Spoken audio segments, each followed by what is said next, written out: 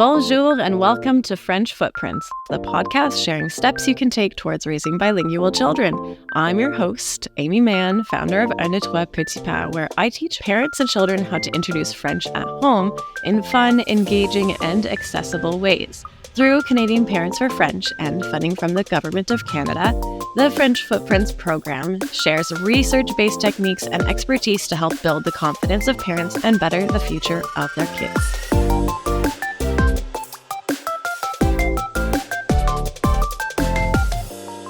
Today, we're diving into a topic that's on the minds of many parents: how to help your child prepare for French Immersion Kindergarten.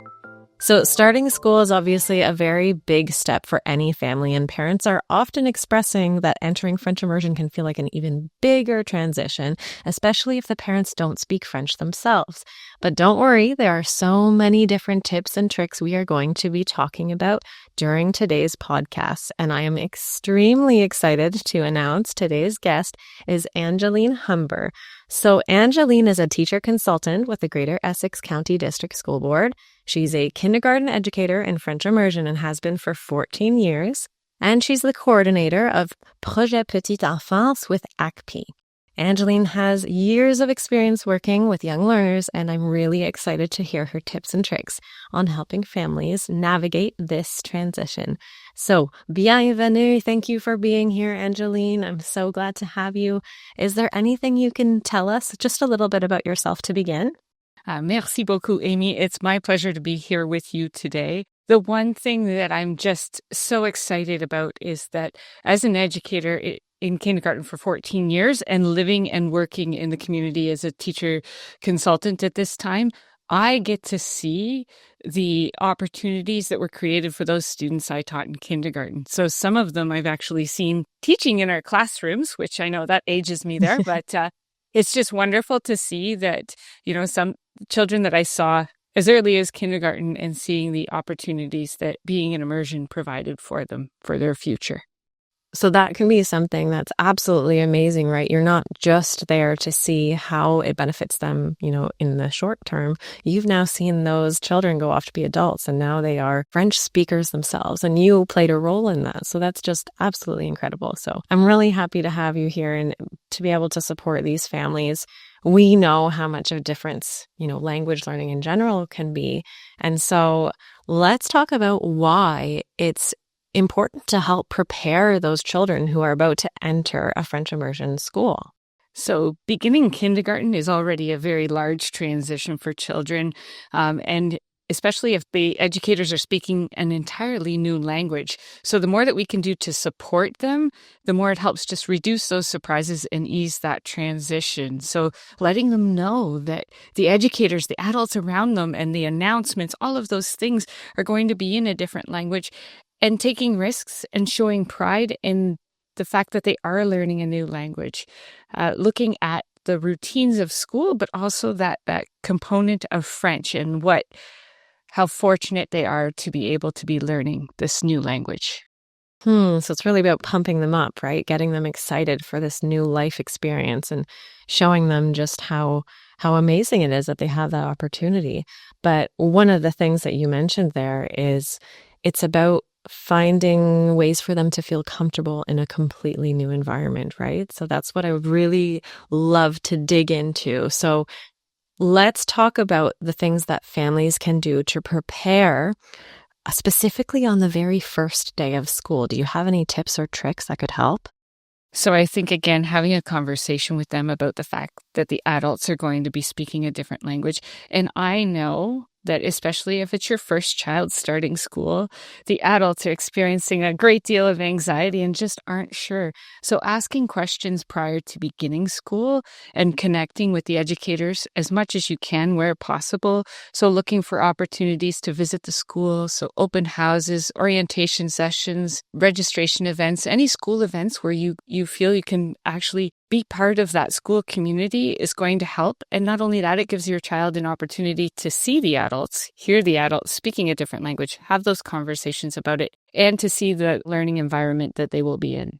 Something really cool that I have heard that's kind of aligned with what you're saying is that prior to going to the school, you could actually take your child to the school playground prior to them going to the school so that you create memories with them there and that they've been there before, so that at recess time, they've got those positive memories and not everything feels completely new.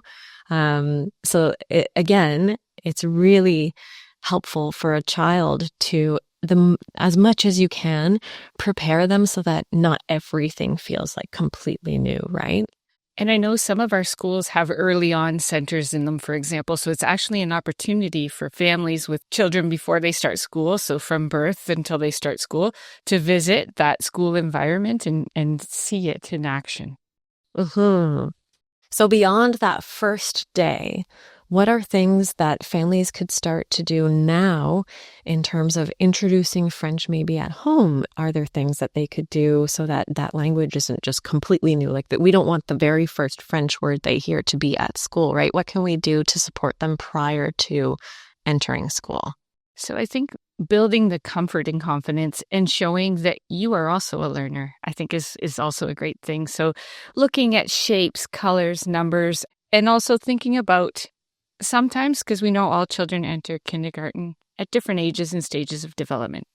So it might be pretty challenging for them to ask some of those higher level questions or to express their basic needs. So if that is a concern, supporting your child and giving them, whether it's a gesture or a simple way to ask for what they need, can really empower them. I'm thinking of a student that I taught, and his first day of school, I felt so much for him because he cried. Oh. He didn't speak English, he didn't speak French, and here he was dropped off in this brand new environment.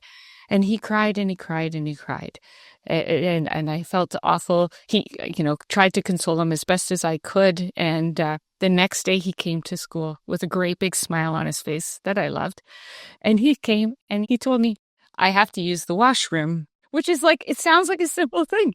But that is why he cried the day before in speaking to his parents. And I'm like, so if you can give them the tools that they need.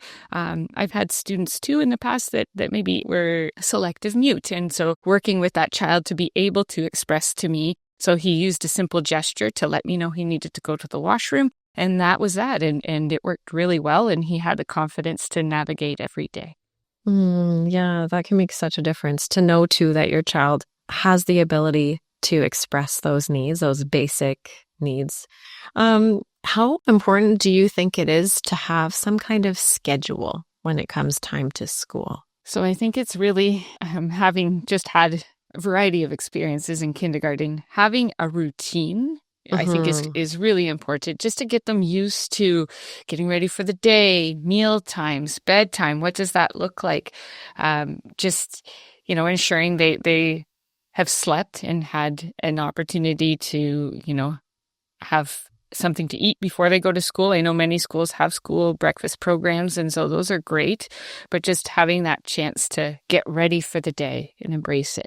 And they also provide us the opportunity to kind of fit in some French, right? If we can learn those basic words, whether we've watched that, TFO émission or whether we've read a book, right? And there's a lot of things that parents and children can find in books that maybe if the parent feels not fully confident in their own vocabulary, they could look to books for. Do you recommend that families look into getting some French books at the library prior to going to school? So that's a really interesting question, because I do see so much value in books, of course, and, talking about what you read. And so if a parent feels comfortable with the words within the book or picking out specific words within the book, but then also exploring some of those digital books available or looking at your public library. I know oftentimes they'll offer a French story time, so where you could go with your child and explore that together. I'm reminded of the quote from Reading for Our Lives by Maya Payne-Smart. And it's early talk is our point of greatest leverage for improving children's futures. And just that interacting is so critical between adults and their children. One of the things that I like to share with my parent and child participants in my French classes is even if you don't own a French book, there's a lot of vocabulary that you could practice with a book of any language, right? Like, on va lire, we're going to read, tourne la page. Even la fin at the end is a really good one for them to have encountered. and, pointing out colors, les animaux, animals. There's so many different things that we can use books for, even if it's not a book in French specifically. And I love that you said that, just that basic vocabulary that's really going to help them as a foundational piece when they start school in French. And now another thing they're probably going to encounter a lot in school is music. So how do you feel about music and families introducing it sooner rather than later? I love music, and I also think it's a great way to learn with your child again, is like playing that music and singing along and finding those movements that might go with those songs, right? And exploring songs together. And I know there's a lot of great early music for young learners out there that they can listen to. Do you have any favorites? That's a really tricky one. I mean, I've always, because it's been a while, but I know the Charlotte Diamond and Mini TFO has a lot of great little songs with motions that go with it that you can sing together. There's also some of the I'm thinking of Madame Mindset. So some of those types of things, or there's Force, I think it's Force 4, which is also that like active movement, and also some calming pieces that you might choose to do. I know oftentimes after dinner, just having a moment to just relax is good. So looking at some of the ways you might incorporate that into your daily routine. Yeah, we actually interviewed Charlotte Diamond on this podcast. I definitely did use a lot of her songs in my class when I was there. Yeah, it was really cool to speak with her. I grew up listening to like Je suis une pizza, and so I couldn't believe I was speaking. And I often found that I would make songs out of routine. So like just as I was moving along with my own children getting ready for the day, I would often just make a phrase into a song. Oh, that's really cool. So whether it be through books or music, can practicing things like, shapes and colors and other basics at home help ease the transition to school? It definitely can, because it just adds a sense of familiarity when they're showing up that first day and through to those other days. And I think, too, it models that you are a learner and you're excited about learning something new in French. And so that itself really supports your child and embraces the fact that it's okay to make mistakes. We're going to figure this out together. And there will even be some days where your child may come home from school and know something that you don't. And giving them that opportunity to teach you what they've learned, I think, is really beneficial. Yeah, that can be such an incredible learning opportunity for the children. That's one of the things that I recommend to the parents all the time is if you give your child the opportunity to teach you something, they're going to feel so confident, right? They're going to love that. That's an amazing opportunity for them. So I love that you mentioned that. And I think something you had mentioned as well is how important it is for the parent to model that positive learner attitude, right? If a child sees that their parent is open and willing and excited to learn, that has such an effect on the child as well. It definitely does. It's also important to note that maybe parents have had some negative experiences with French language, and it's important to not pass those on, right? I can recall distinct experiences where families came in and you could tell they were a little trepidatious about, my experience with French wasn't so good. So I really tried to offer them reassurance about how their child would be learning, what they would be learning, and that my goal was to support their child to be as successful as they could possibly be and help them feel that way. And that though they may have had a negative experience with French, that this was an opportunity to change that experience and to learn together, and that it wasn't a judgment, because I know different people have had different experiences, but how might they take that experience and support their child to provide that opportunity for their child? Mm-hmm. And the French isn't, as we know, it's not just a school subject, right? It's a language, and we use it to communicate. And so that's something too that even with my own sons, if my eldest, one time he came back and he said he didn't like science. And I was like, what do you mean you don't like science? And it just was because they had done a test and he wasn't a fan of his first experience with the test. And I didn't want him to associate that with the subject. I wanted him to see no, science is this, science is that. And so it's the same thing with French, right? I have a dream, actually, Amy. I often got asked the question, well, what if French is too hard for my child? And my dream is that families don't feel that way. And I mean, my goal as an educator is, as I mentioned, everyone enters at different ages and stages, is to support each child to develop from where they are, and for families to understand that additional language is going to support your child in so many ways. And even just allowing them to connect with that many more people in this world, like the opportunity is just amazing. And we need to also recognize that though we may have had difficulty with our French learning, it doesn't mean that that's going to be the case for your child. Like everybody's experiences are different. Everybody's going to have different teachers, different learning environments. And also there's a lot of children that might be even diagnosed on the spectrum, for example. But they've been brought up in multilingual households. Like there's no saying that children with different learning needs cannot learn another language. Like we're born to be able to speak and communicate with human beings. Yeah, the research definitely supports that too, Amy. So what could parents do if they were feeling like they maybe they don't speak French and they don't belong? What could they do to help them feel like they are a part of that new school community? So I think, again, I know we talked about it a little earlier, but looking at school opportunities that are available, I know open houses, orientation sessions, those types of things, connecting with other families. So whether it's early ons or, at the park, as you mentioned, and hearing about their experiences in French immersion. And I think that what I always want parents to know is they're the expert on their child. That is who they spend the most time with. And I understand that especially there are a lot of stressors on parents, and know that as prepared as your child is as prepared as they can be. The notion of your child being ready for school, I like to say our schools are ready to welcome you and your child into them. Mm-hmm. But being open and honest, communicating your hopes and needs for your child, with your educators. So what are their strengths? What areas might they need support? What your goals for French immersion were, like perhaps the why of why you chose that.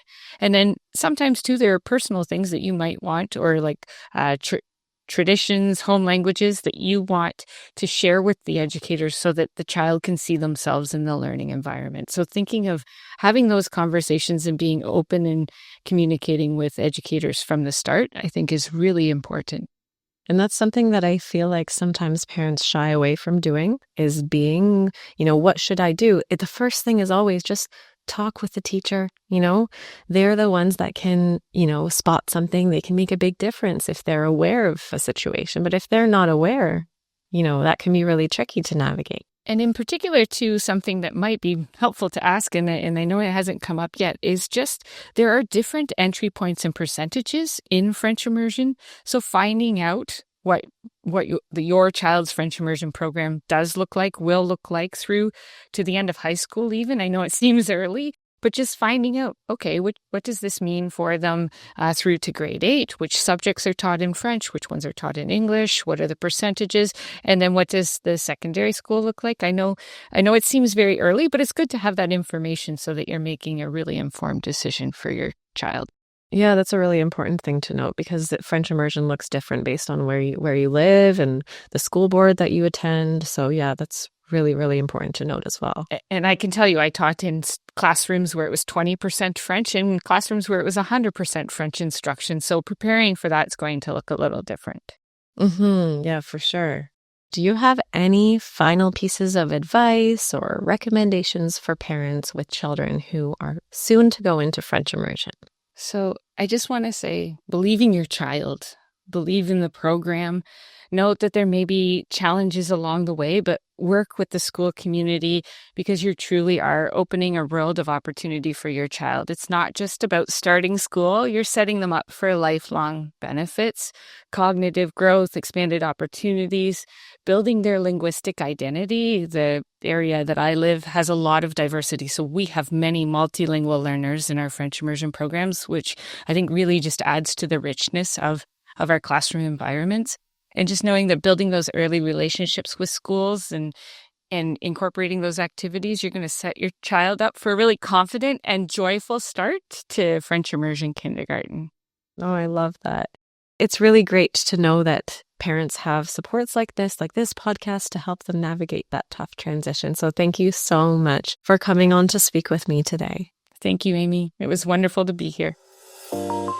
Thanks so much for spending time with us on French Footprints. No matter your experience level, introducing French at home can be simple, fun, and effective. Keep listening as we continue to take steps towards a bilingual future. Au revoir!